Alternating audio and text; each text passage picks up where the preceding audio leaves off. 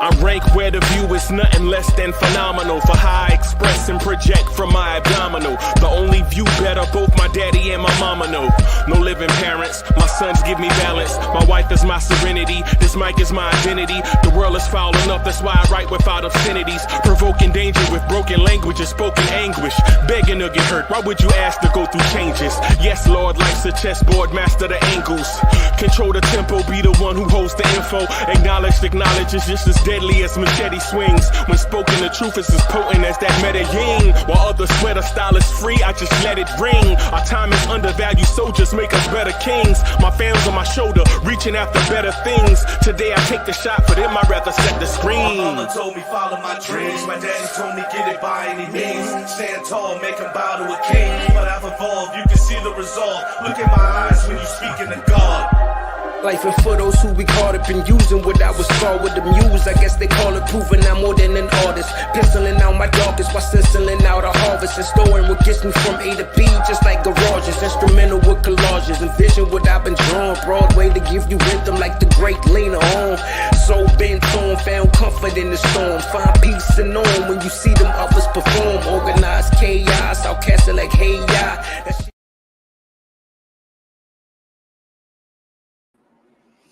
Yo, party people in the place to be. What's good?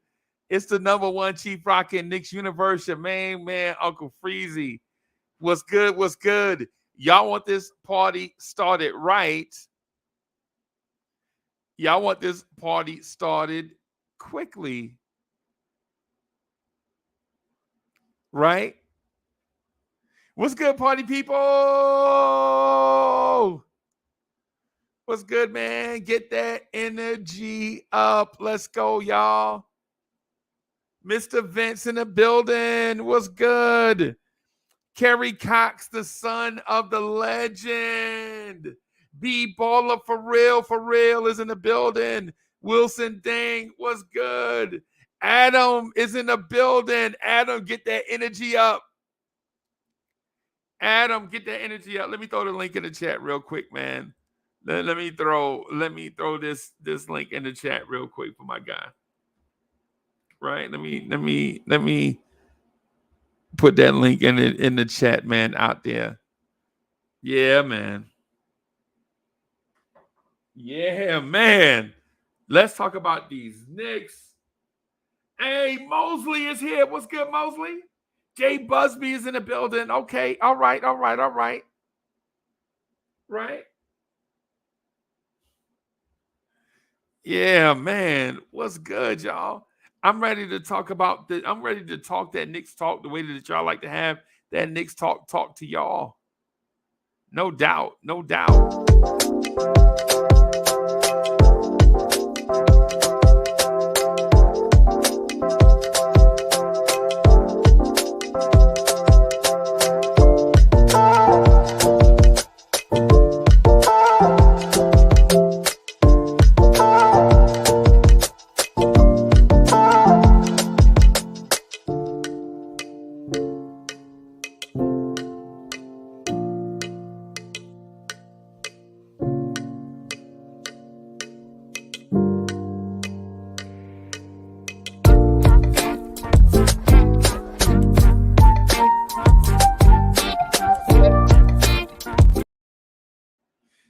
Adam is in the building. What's good, boss? All right. Yeah, man. Adam is mighty quiet. Adam ain't saying that. I can't even hear you. Maybe Adam is setting his thing up. I'll just put Adam back there just for a little while. All right. Let's get this party started, man. So last night the Knicks beat the Heat. Tonight we have a night off. Tomorrow we play Cleveland. I think they have a guy that's out. I think Cleveland has a player out tomorrow. Let me see who that player is. It may be Jarrett Allen. I think it may be Jared Allen. I'm not for sure. But the Celtics blew out the Bucks tonight. Wow. Okay. Let me go to the game cast. The Knicks are in Cleveland. And Cleveland has Jared Allen doubtful. Danny Green is out. Okoro is out. Raul Neto is doubtful. And Dean Wade is doubtful. Right? We have Daquan Jeffries out. Dwayne Washington out. Derrick Rose doubtful. And Julius Randle out. The Cleveland Cavaliers are favored in tomorrow's game. Adam is in the building. What's good, Adam? What's good, boss? Man, what happened? We had you up here use our quiet. I had a call interrupting me. That's I thought you was eating a brownie or something. I kept hanging up the call, but it was interrupting my mic. All right. So I came out and I came back and I went back in. Okay. I clicked the link to come back in. Yeah. How you feeling today, boss? My energy is up. How about you? Hey, my energy is way up to the sky. And way up to the sky, bro. I'm super excited about where the Knicks are right now. Man, Me Cleveland too. has Isaac Okoro and Jared Allen out tomorrow. For Cleveland, hey. Yeah, man. That doesn't mean that Cleveland is beatable. They still have Donovan Mitchell in there. They got Garland in there. Right. Well, they still got some shooters in there. That could be pretty dangerous. Well, for us, no Julius Randle. Who cares? We have to move on. He needed the rest anyway. Yeah, who cares? Knicks have to move on and use what they have. Yeah. Man, I'm excited about this season finally coming to an end. Oh my God, I cannot wait. And it's been a long season. Yeah, right? You can say that. Mm-hmm. Yeah. Man, the season's not over yet. It's not over. Mm-mm. It's not over. Not that over used to be. It's over. That used to be a song that I used to. I don't know if you remember how parties used to be in 1982, 1983. You know what I'm saying? Back when I used to go into these clubs, I was like a youngster, and they used to have this song called "It's Not Over Between You and Me." It's not over. Nope. But anyway, that was a long time ago. Yeah. No, man. I was just a little boy back in those days. I was a child back in those days. I don't really know nothing. Yeah, man. I was like 20 years old, broke as a joke. Nice. Yeah, man. Yeah, man. But hey, since we're gonna get the party started, right? Yeah, I love when you do your intro thing. It is great. I think I might be ready for the Knicks to sign Carmelo Anthony. Really? Yep. Do you think Melo wants to come back to New York? It's an NBA check. Okay. How old is Melo right now? Not sure. What is he, 30, 37, 38? 36, 37, something like that. You think Carmelo Anthony would turn down that playoff check? No. Either him, you got to bring in somebody. Right? I think Melo would love to jump right into playoff basketball, not a regular season basketball. Right. Because think about it, our 15th man. Who's our 15th man? Who? I'm asking you, who our 15th man is? Chat. Who is our 15th man right now? And is that player better than LaMarcus Aldridge, Jabari Parker, or Carmelo Anthony? That's a good question, boss. To be honest, I wouldn't mind having Melo, to boost the offense up. Right. It's not a bad idea for Leon Rose to go sign the free agent Carmelo. Yeah. When you think about it, man, That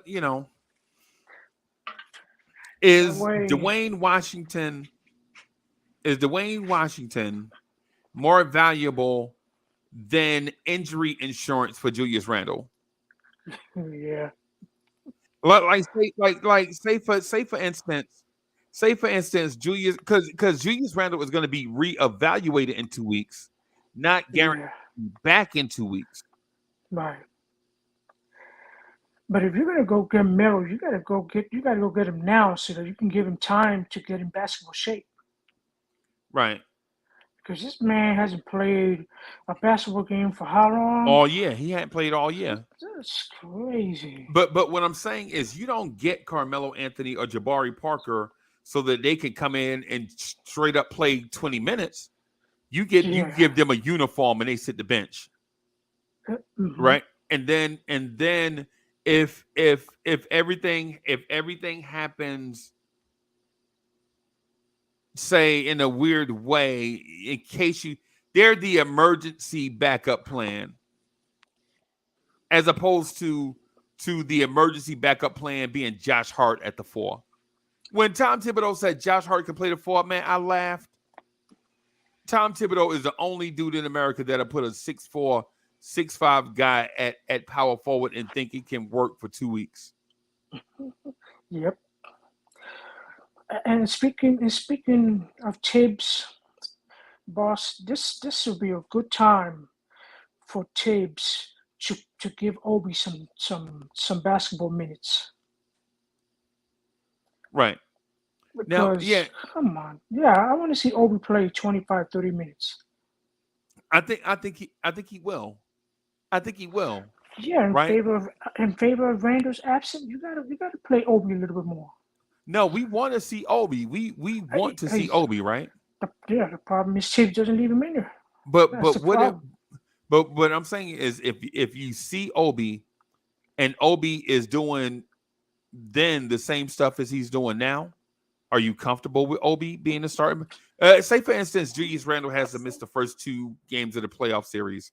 Are you comfortable starting Obi?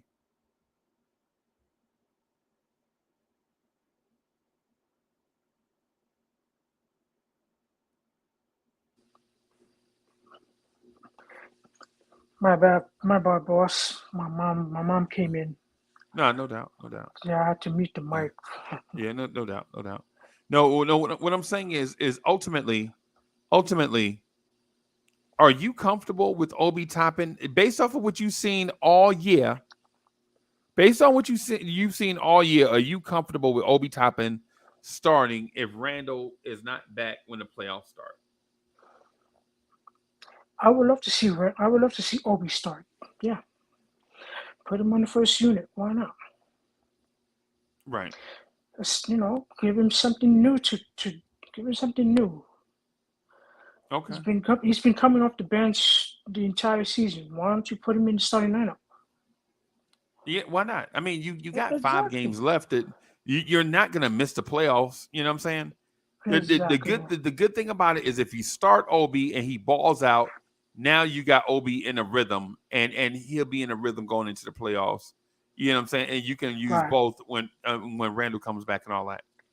The bad thing is if you play Obi and he don't show you nothing, if Obi don't show you nothing in these next 5 games, then I think you gotta go out and get a guy immediately, because you don't want to have a lineup with a hurt Randle, a Obi that's not balling, and the backup plan is RJ at the 4. No, you can't have that. And are you okay with Obi doing the same thing he always does? I want Obi to assert himself. I want Obi to take the bull by the horns. I want Obi to prove he's worth the pick that we used to get him.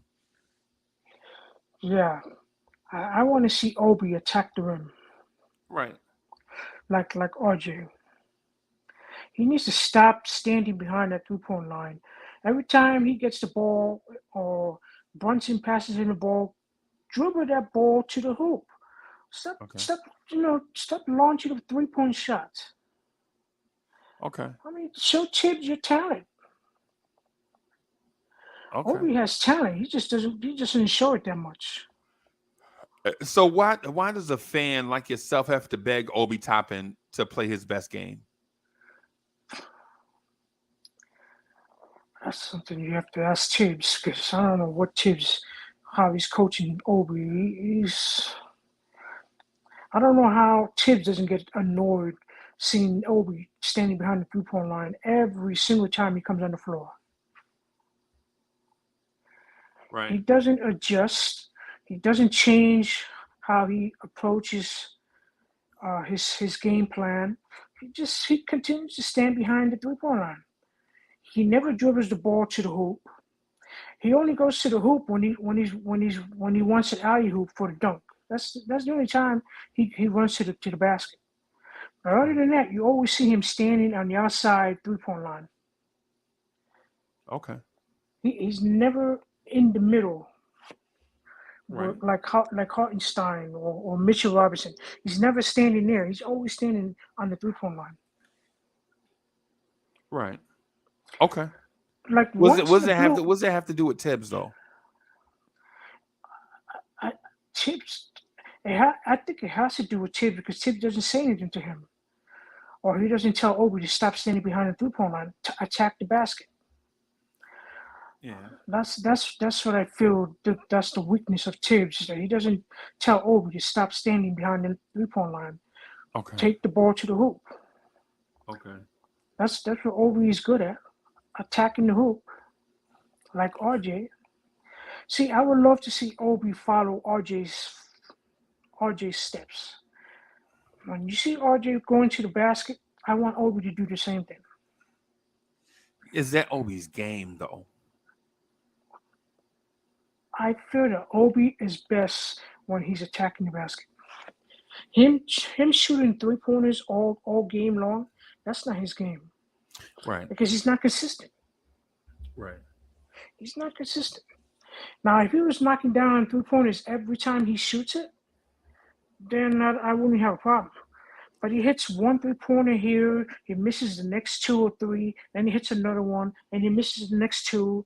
It's like it's inconsistent, 3-point shooting. It's not consistent. So why continue to allow him to shoot 3-pointers if he's not going to make them? Tell him to attack the basket. That's what his most talent is. I don't think Obi's handle is as tight as Julius Randle. Yeah, you think him, having the basketball control, he doesn't have that skills? I'm not.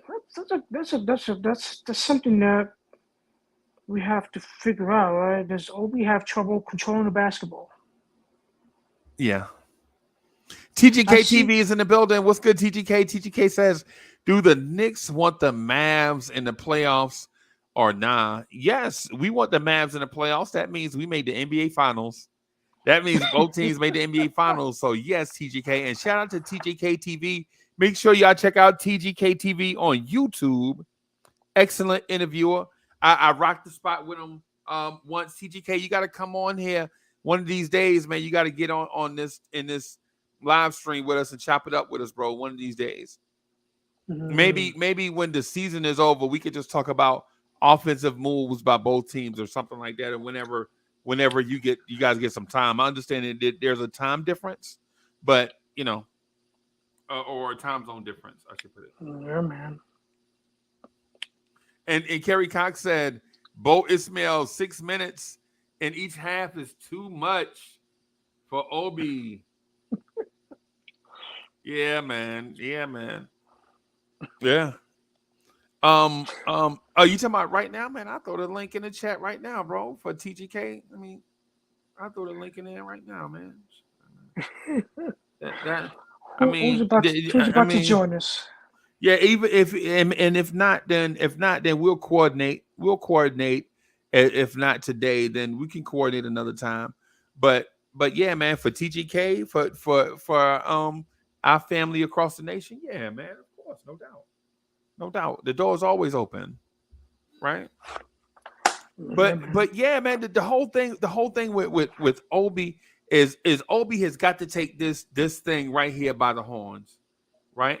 He's got to take the bull by the horns in this opportunity to prove that he is a quality NBA player. If not, Yes. if like what Kerry Cox says, if Obi is soft, then we got to move on from him, bro. And I'm it'd be telling pertinent you. for us to go get a Jabari Parker before the season is over.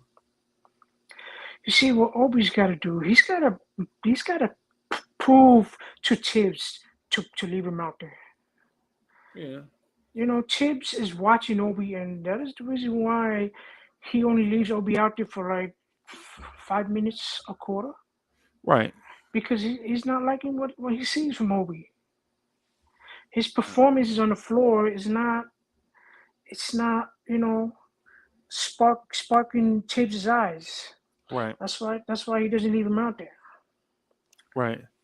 Oh boy. All right, here comes Dre, right? Yeah, here comes the here man that comes knows the hot basketball. stepper. Oh boy.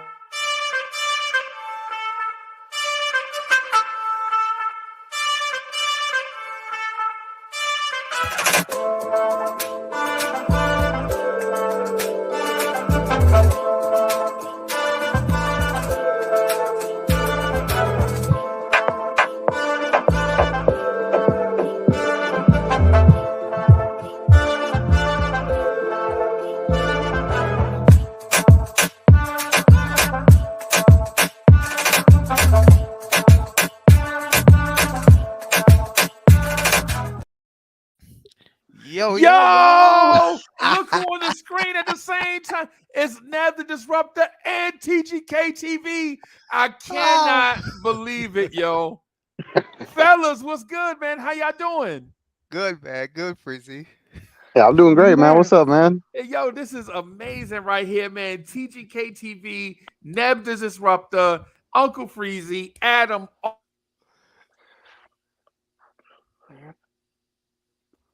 All in the same spot at the same time. I can't believe it. Yo, this is mad exciting right here, man. TGK, salute. Hey, what's up, Adam? What's going on, man? How you doing, man? How you doing? Nev, man, it's a long time I haven't seen you. I was talking to Freezy the other day about you. You know, personal stuff, you know. Yeah, sometimes. Man, hope everything okay, man. Hope everything okay. Yeah. Thanks, man. So, yeah, man. Man, TGK is in the build. Nev, before I start talking about Tibbs, because we got to bash Tibbs for a little bit. You okay for some Tibbs bashing? Sure, somewhat. Yeah. Somewhat, just a little bit. Yeah, somewhat. A little bit, yeah. Before we do that, let me talk to TGK just a few seconds before we do a general conversation, right? Okay. Let me ask this of TGK TV. Bro, what in the world is happening with the Dallas Mavericks, bro? Oh man, where do I even begin? All right, so here's the core issue that myself and we talk Mavs and all of the Mavs pundits on Twitter have been talking about, and really the core of it is currently right now is Jason Kidd and the inability to come up with the correct rosters and ability to mitigate his pettiness towards Christian Wood, the ability to be able to put the best rosters for or off, or even, how would I put it? It's sad that it comes down to Kidd, but then when you look at it, right, you see that fundamental issue there, but then you look at the foundation. The foundation of the entire organization just lacks an overall lack of how would I put it? They have an inability of take accountability. All of them, from Mark Cuban, Jason Kidd, and it bleeds everywhere. And because of that, you get this roster where they keep telling you, oh, don't forget about Frank Ntilikina or however you say his last name. They try to sell you on these players that can't do things that a Luka or a Kyrie could do, and here we are with no big man to protect the paint, and we keep utilizing Dwight Powell as if he is the next coming of David Robinson or something. Right. And we're in the pit of mediocrity, hoping that the ball just kind of swings our way and we get lucky and get in the play-in. So, but from a foundation perspective, top Mark Cuban on the basketball court, Jason Kidd is the biggest inhibitor of success for us. Man, that narrative sounds so familiar. The owner is a clown, and the head coach don't know what he's doing. That seems like, I think all 30 teams may be able to say that same thing once or twice during the season. You know what I'm saying? But for you guys, I ain't even gonna lie. You know what I'm saying? I ain't even gonna lie. I'm not really a Mavericks fan, right? But the thing I do know about the Mavericks is that generationally, they have the ability to bring in a talent whenever they feel like it. Mm-hmm. As somebody that's been watching basketball since like the early 70s, I remember the Mark Aguirre, Rolando Blackman, Roy Topley, Derek Harper, James Donaldson Mavs. And I remember the Jason Kidd, Jamal Mashburn, Jim Jackson Mavs. And I remember the Dirk Nowitzki, Michael Finley, Steve Nash Mavs. And I remember the Dirk, Luka. Man, listen, y'all always have talent, right? The thing I can't figure out, though, is how you guys can't somehow harness all that talent and just stop letting it be a circus and just play basketball. Every generation I mentioned, somehow, some way, a circus breaks out. Whether it's Mark Aguirre and Derek Harper not getting along because of shots, or whether it's Jason Kidd, Jim Jackson dating the same woman, or whether it's always something, bro. Mm-hmm. Is it something in the air? Is it something in the water? I think what happens is, like, you're in a city with the Dallas Cowboys, and so you start probably feeling forgotten or second fiddle to the sports, how would I say, vibe out here. But I don't even know if that's the case. I do think that the Mavericks and the Knicks have a lot of history. You mentioned all those players; they all played for the Knicks as well, except Dirk and Luka, right? Right. But even it's Jonathan. Just like, yeah. I mean, you look at it, even Jalen Brunson, right? Like, there's so many connections between the Mavs and the Knicks. It's kind of crazy when you really peel it back. But I honestly just think the city of Dallas, it's a bit of a sin city as well, if you've ever been down here. So Big D stands for drama. Definitely, 1,000%. 1,000%. We're like a copycat city of New York in a way. We're if you look at our skyline, it's starting to expand, because like New York City, it looks like y'all have 4 downtowns. That's how big New York is, right? And it looks like we're starting to develop like a second section of downtown where it looks like it's starting to come up with skyscrapers. So, building, bro, especially Arlington, Fort Worth. Oh God, come on, bro. It's a massive metroplex, man, with Fort Worth, everything, Plano, all that good stuff. Yeah, man. But I don't know what it is, man. I couldn't tell you. I know the Mavericks stadium is near Harry Hines, which is predominantly a prostitution area. So I don't know what it could be, man. It could be something like that. I don't know. Could be something, bro. I just wanted to speak to another thing real quick while I got you here, right? I just left the BK Steph's show, just nicking it, right? My thing is with that is I mentioned that this year's first round pick is troublesome for the Mavericks, right? Because regardless where it finishes, whether it's 12, whether it's 8, you never know. Adam Silver gives out those picks to whoever he feels like needs the help. I don't believe there's a real lottery, bro. You know what I'm saying? I'm a conspiracy theorist, right? I'm with you.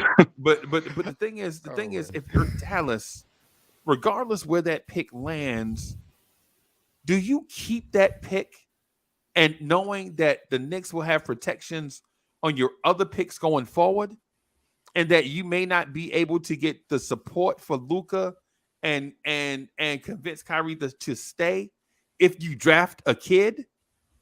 Or do you just give the Knicks the pick, regardless where it lands, free up the rest of your first round picks for the next 4 years, use the picks that are available to you to go out and get a third star to play along with Luka, and say, for instance, you free up the picks and you go after a Karl Anthony Towns to play along with Luka and Kyrie Irving?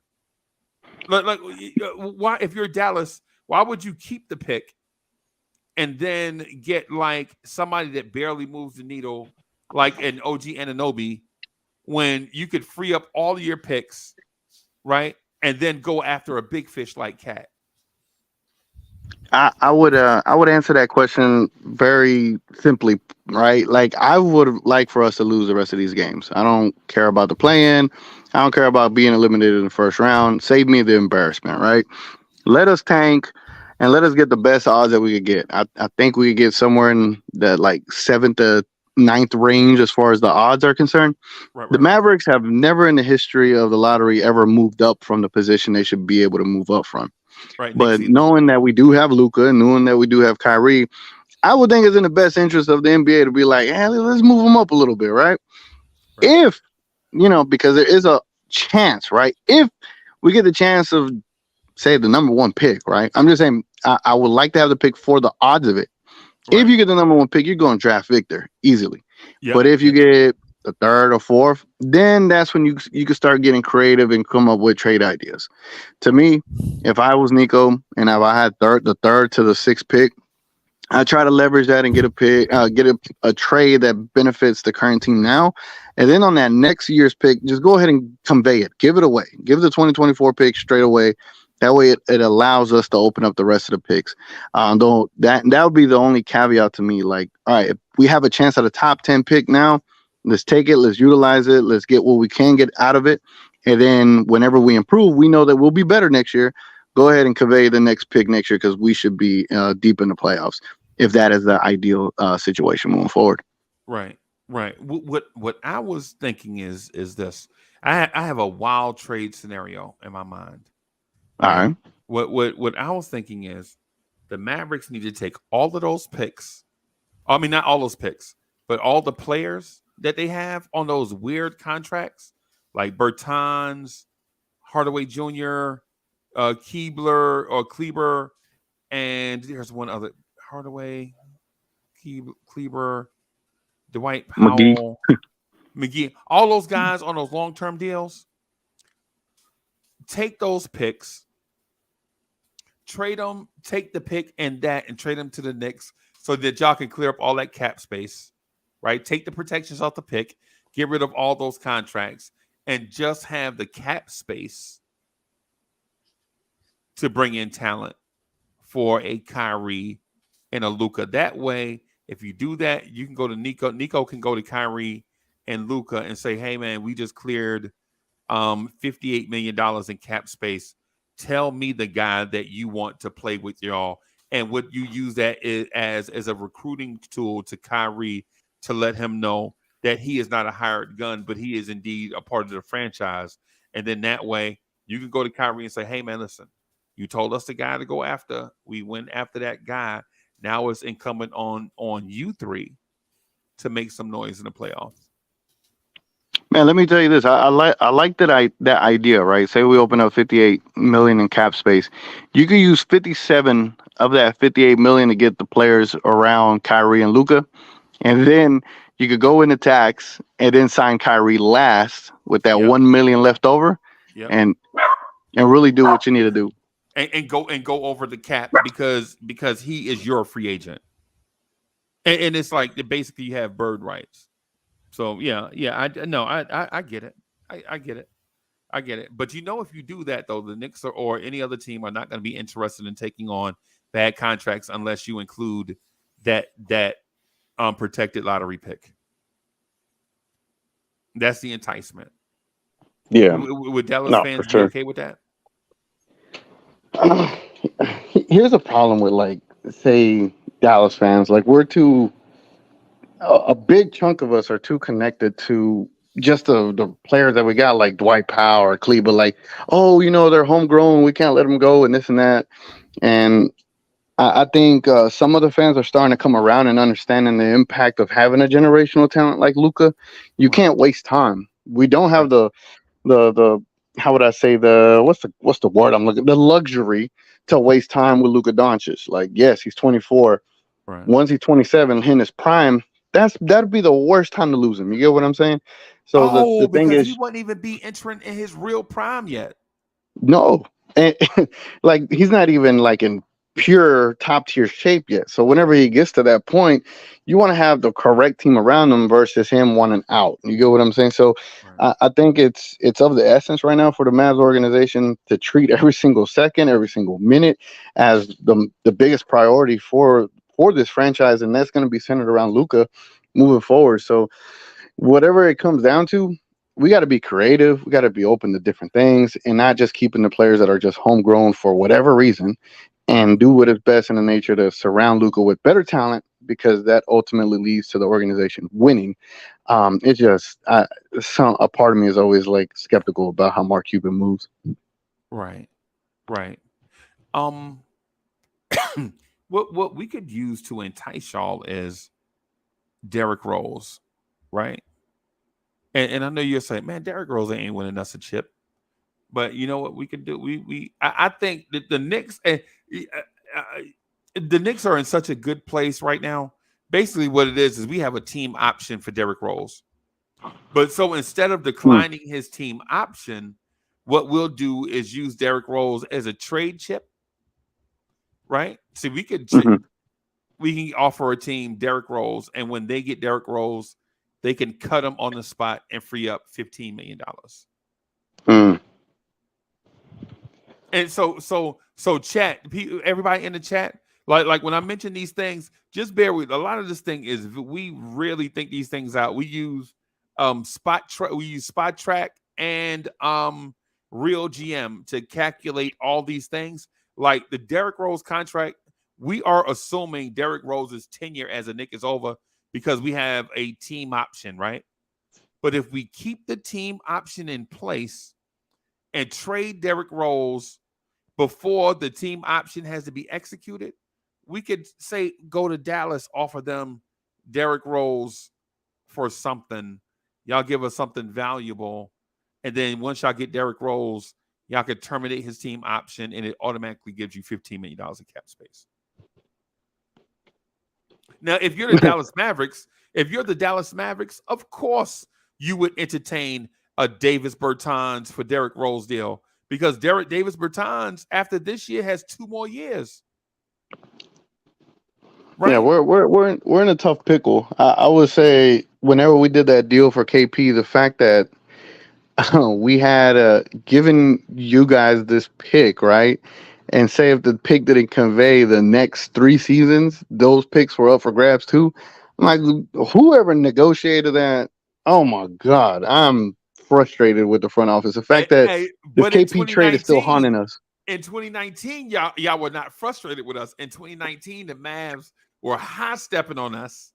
Right? Like, oh, we watched the Knicks in this trade. We got Porzingis. We got such and such. And it looked great at the time. At the time, right? At the time, it looked great. Yeah, it was the excitement, knowing that, you got a young Luka.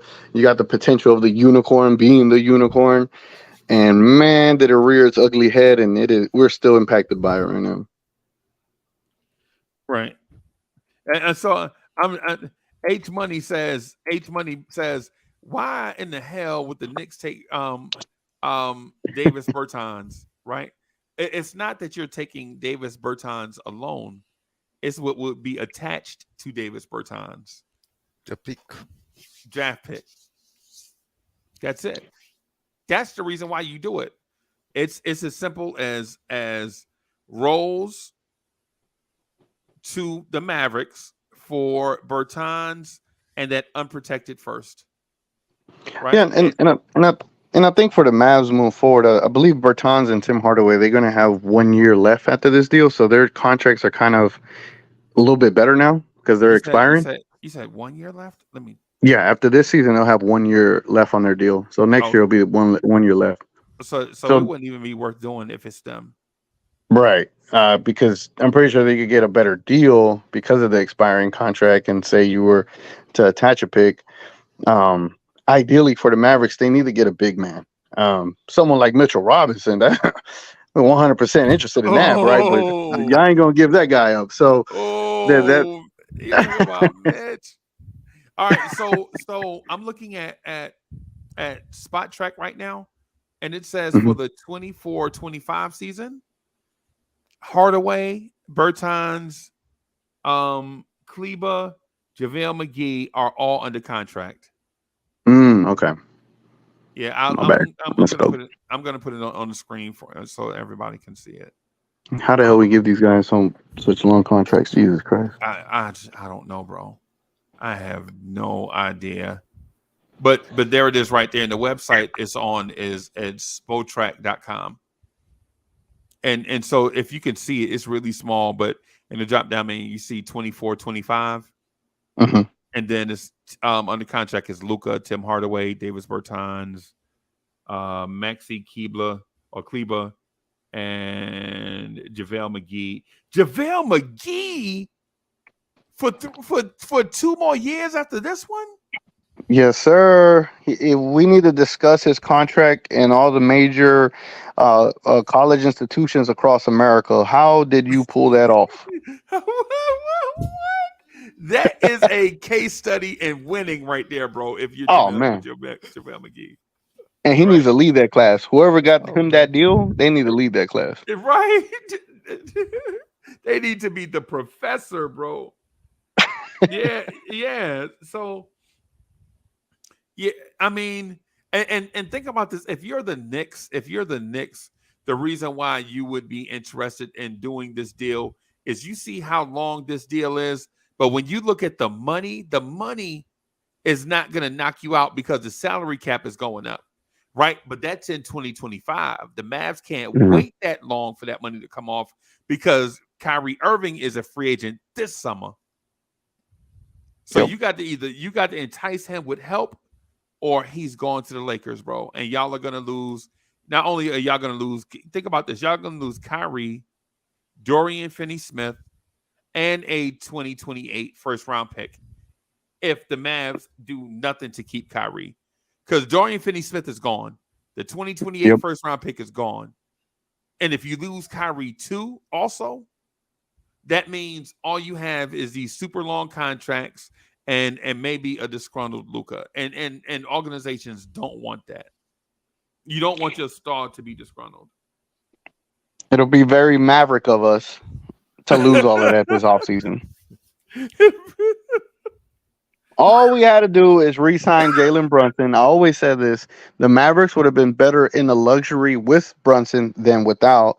And it is as if I was saying something like some folklore stuff, and I didn't understand the organization's reluctance in being able to sign Jalen Brunson. They should have done it, but overall, they should have done it when it was the 4 for 50. That's when they should have done it.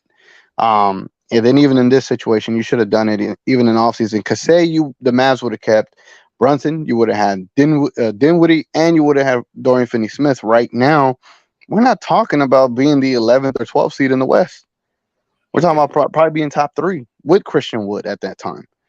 We had the team to compete, and because we didn't sign Brunson, it has spiraled out of control into what it is now. Right. And then Luka's extension kicked in too. Mm-hmm. Yeah. But it looks like Davis Bertans is non-guaranteed. If y'all waive him in 2025, you only pay him $5 million. But Tim Hardaway That's the Jr. deal. is definitely guaranteed. And Maxi Kleba after 2025 has another season on the books after that. So he's guaranteed through 25-26. Yeah. Bro, I'm not for sure. But let me get to some Knicks stuff. You mind talking some Knicks stuff with us? Yeah, man. I got a Okay. friend that always uh, gives me crap. He calls us AKA Mav Killers because every time we play the Knicks over the last couple years, y'all beat us. So Yeah. yeah, man, I know quite a bit about the Knicks, and secretly, I only tell y'all here. Whenever I play 2K, if I'm not playing with the Mavs when I was a kid, I was always playing with the Knicks for some reason. Yeah. Just my Carmelo infatuation with the Anthony city, is a man. bucket getter on 2K, bro. Carmelo Anthony on 2K. Oh my god, bro. Yeah. Melo on 2K is was that dude. But anyway, so Julius Randle is hurt. He's got a sprained ankle. He'll be reevaluated in 2 weeks. So now our season, in theory, hangs in the balance if he can't return. And we're hoping that Obi Toppin can prove his worth to the Knicks down the stretch. Right? Right? So now if you're give you an example. What Nev, if you listening, how do if Nev, if you there, what's y'all Yeah, I'm feeling there. about Obi Toppin? Are y'all confident that Obi Toppin can be a key contributor in Julius Randle's absence? This year, no. It's not that he doesn't have the talent. It's just that he doesn't have the mental wherewithal to do it. Okay. He's too. He's. It's that there are times where you have to realize when somebody's is or coach or anybody is not really helping you become the best version of yourself. And Obi Toppin has a hard time recognizing that. Right now, the way he plays the game, that's not the best version of Obi. Okay. He needs to be more involved in every facets of the game, especially Okay. on the offense side. Okay. So, and just standing behind the 3 point line and taking long shots, long frees, that's not good enough. Okay. I He needs said to that. become a smaller version of Julius, where he touches the ball in the post, he touches the ball, in every facet, top of the key, every area. And right now it drives me crazy. That's the only thing he does is take long frees. He rarely dribbles with the ball on the floor. He's too passive at too many times. He Right. doesn't recognize what his team needs. That's one of my biggest, you know, area of concern with players. Okay. Sometimes the team needs offense, scoring, and they want to pass. It drives me crazy. If the Right. team has having a hard time scoring, you have to look to score. You cannot Okay. be a passer because whoever you're giving the ball to, we're going to have a hard time putting it in the hoop. So that's one of my, I have a problem with that. When we need to score, you want to pass. That Right. doesn't help. It matter of fact, it hurts. You So know, he's not assertive enough. he's not assertive enough. So I don't see that this year. I don't foresee it happening. The talent is there, but he's too willing to comply with what the coach wants. It's time to say f this stuff. I'm doing what I'm accustomed of doing or how I normally would play basketball since I was a kid. Right. It's time to put those things, hey, go back to who you are. Be innovative, creative, do a whole bunch of different stuff. Not just stand behind the 3 point line taking long frees. That's not I good just enough. yeah, I feel you, Nev. I just feel like at his age, we shouldn't be having these conversations. No, Freeze, it's not like that. Age is not a direct thing to mental growth. So people we keep saying age at this age, but mental growth doesn't correlate with age. It correlates with experience. So you understand what I'm saying? So to grow strong mentally is your experience, how much basketball you have played. It doesn't Right. correlate with growth. He can be 27. A 27-year-old kid can come in the league and still doesn't have the knowledge of the game. Right. So we shouldn't be correlating it with age. It has nothing to do with age. You know, yeah. And If you were to say the same thing about Julius, a lot of team would have given up on him a long time ago Right. because it took him about this. They're on the same trajectory. When you look Julius and Obi, they're not that far different where they started to play ball, competent basketball. Yeah, Julius is only like how many years? 3 years playing competent basketball, and he's what 28. Right. Right. So Right. yeah, so it doesn't correlate with age. So we need to stop that. It's Right. more, it's experience. It's the level of experience you have gotten, the game, the toughness of the game. It's strong. It strengthens your mental toughness. Right. But Obi is not a first or second year player though. Obi is a third year player, Yeah, right? but a third year player that's listening too much to the coach. It's time to go. It's time to do what he accustomed of doing. Go back. Obi needs to go back to what he when he first came out of college doing. Be an all around ball player, not just a Right. dunker, not just a 3 point thing. He got to get back to that on the Obi's offensive end. development though. Obi's made tremendous strides on defense, right? Yeah. And what I'd like Obi not to be is, and TJK can speak to this. I don't want him to become Dwight Powell. No knock on Dwight Powell as a person because he's a great person, and and I think he does great stuff in the community, right? Oh yeah, man. If you need him to, give out turkeys and stuff like that, he's your man. Yeah, yeah. But on the basketball floor, I've seen more in spurts from the Hardy kid in terms of impact than I've seen from Dwight Powell, and I've seen Dwight Powell for longer. So Dwight Powell to me is a rotational piece. Excuse me, the rotational piece on a playoff team, right? Hardy looks like he can't wait to get the opportunity to prove everybody he's a dog.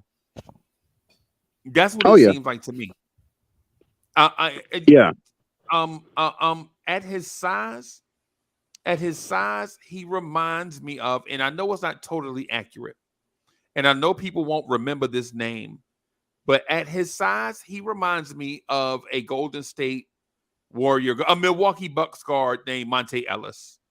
Not that his Mm. game is like Monte Ellis, but his impact on the game is like Monte Ellis.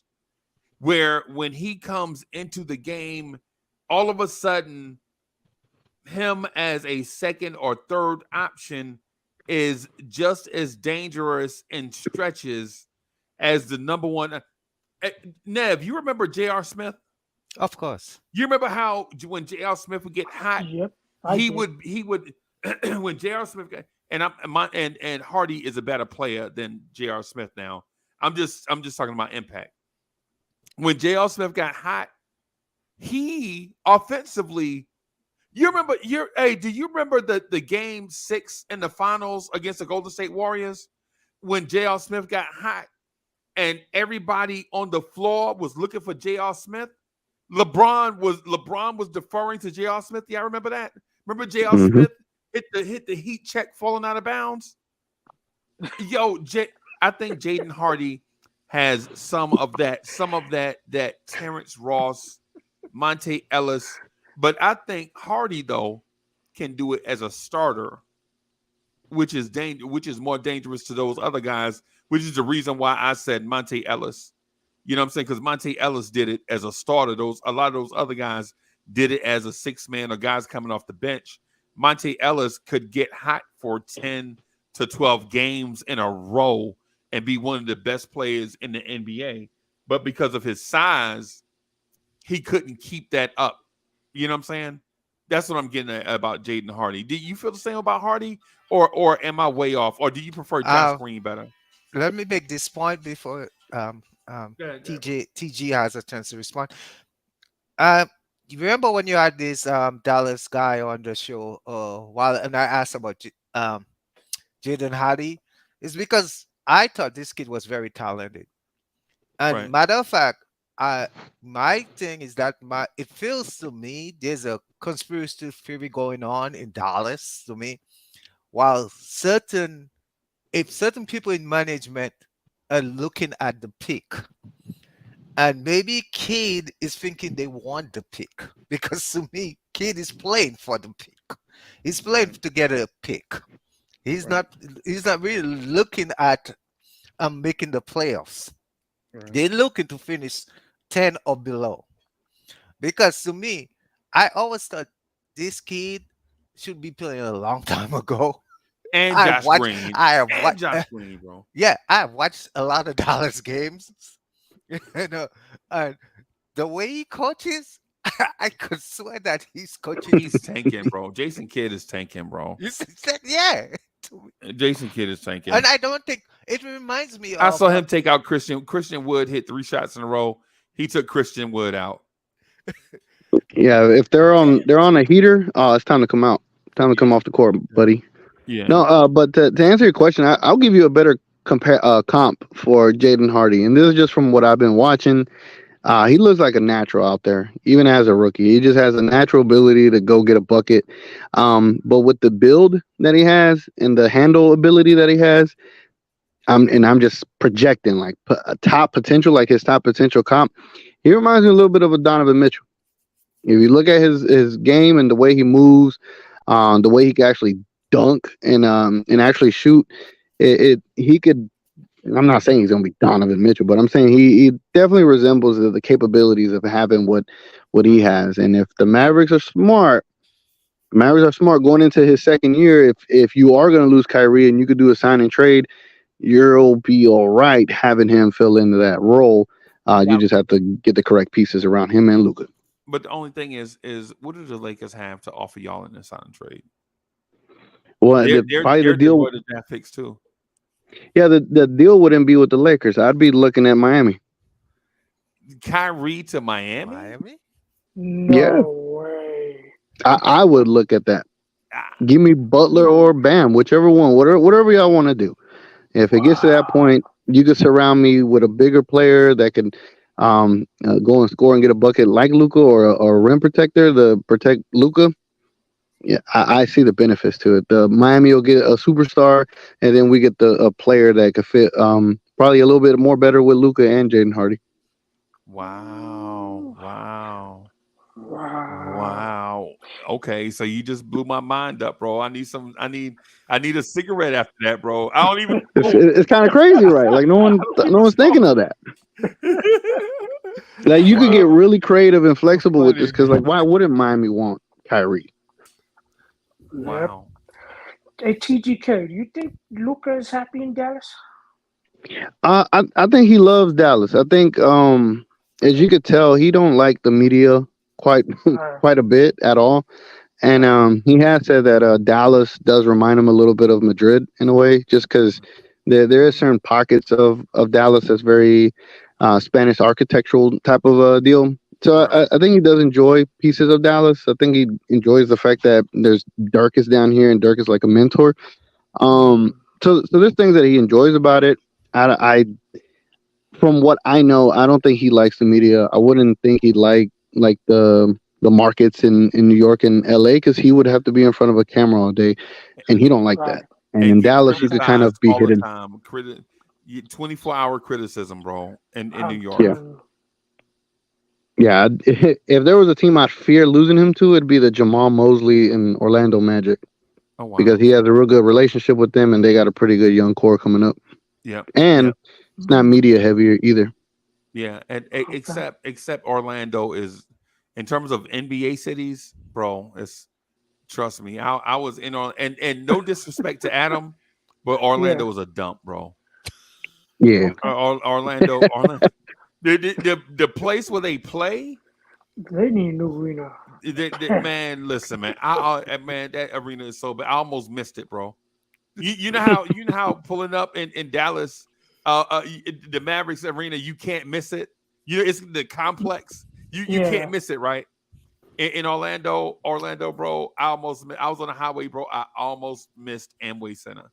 It's a dump. And isn't it like the newer, most technology? No, it ain't. Buildings in the arena. What happened to that? No, because their you steps don't even have lights on them, bro. you can't even see the arena until you get close to it. Yeah, The Orlando it's airport's pretty cool. They got that Tron gimmick. yeah, yeah. No, the other things around Orlando is nice. Oh yeah, You know what I'm saying? There their are international airport is nice. Yeah. yeah, they Hmm. have nice stuff. What I'm saying is Orlando Magic related stuff. Like for instance, all the restaurants and stuff around where the Mavericks play is nice, right? Hmm. The Mavs when the game, I mean the Magic when the game was over, all their restaurants were closed. Oh no. Oh, boy. Yeah, Luca wouldn't like that. He likes Yes, if you're ever in Dallas and you want to see Luca in person, go to Nick and Sam's after any Mavs games. You'll probably catch him there. bro. No lie, no lie. And listen, you want to be impressed about teams in Miami. Miami, bro, is right off the water. You walking up to their stadium, the sea breeze is hitting you. You know what I'm saying? It's like 80. There's a soft breeze. All these tropical restaurants are open. Huge, diverse crowd. It's an international crowd, which I like. I prefer the international crowd, right? So it's an international crowd. All these different restaurants. Take your choice. No matter what restaurant you go in, there's always seating because there are so many of them.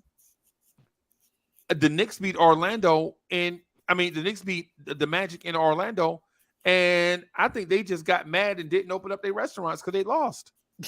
Mm. That's what it felt like. Miami's Bro. another threat for Luca, by the way. There's a lot of connections there with Slovenia and Miami and Luca.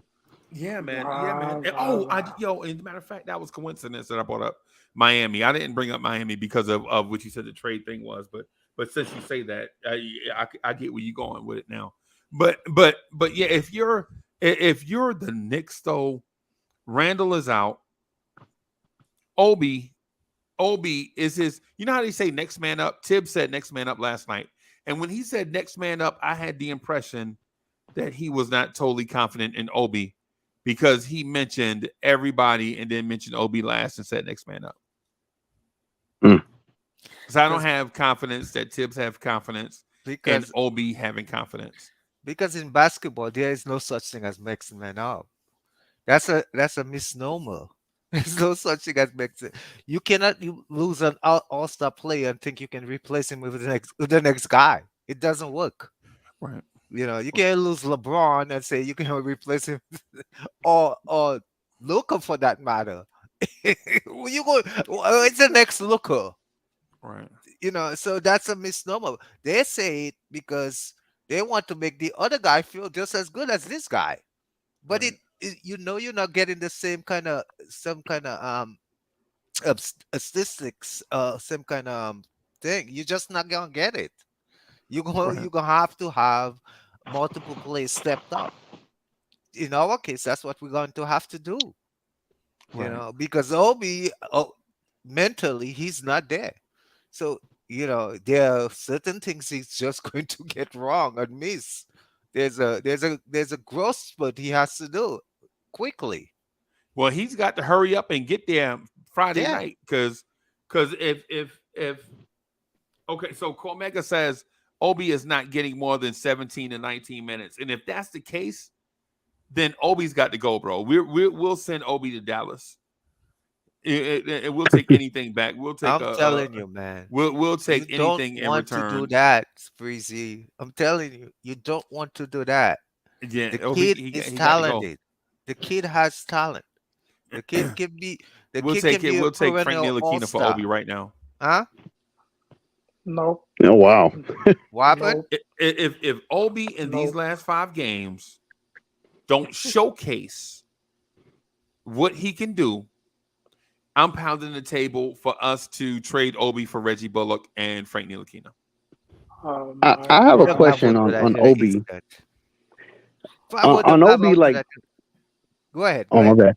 Yeah, I was saying on Obi post All-Star break, he's shooting like 41% from the field, about 26% from three, averaging about almost 5.8 points per game. Right. Does he have the capability to fill it up like Randall on a random night, or is this more like a hopeful? Can he just provide good defense and get some rebounds for Jalen Brunson, or what's the ideal stat line for Obi moving forward without Randall? last year when Randall went out, Randall missed the end of last season also. Last year, this time last year, Obi went on a absolute tear. Mm. He had a 40-point game and two 30-point games, right? I mean, he went absolutely haywire. Him and Quickly got scorching hot down the stretch, right? Okay. The only thing about that is Obi didn't parlay that scorching hot into the season to a scorching hot beginning of this season. Mm. And it basically became because of assertion. Obi is not assertive. Obi plays as if he's a starter, right? He's got to play a certain number of minutes in order to get in a rhythm, and all of that. Matter of fact, right? Last season, Obi finished in April, starting in April of last season. Obi averaged 27 points a game, 86% from the free throw line. Obi Toppin in April of last year shot 46% from three and 55% from the floor. Mm. Right? He averaged 6 rebounds a game, averaged 2.8 assists a game, and 5 games in April. And he capped the season in a matchup against the best defensive matchup you could possibly give in the Toronto Raptors, who had a bunch of guys his size and athleticism that were matching up and guarding him. And he shot 16 for 28 from the floor and scored 42 points on Toronto. Right? And so he didn't play against bad matchups. And Obi had great game. He played against Brooklyn, scored 19 points against Kevin Durant. Right? He was guarded by Franz Wagner last year, and he got 20 points in that game, and he destroyed Cleveland also.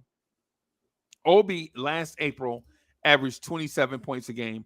And all I'm asking for Obi this year, now that Randall is out for the season, is go on some similar stretch like that, but you don't have to average 27 points a game. You can average 19, 18 points a game. Show us something.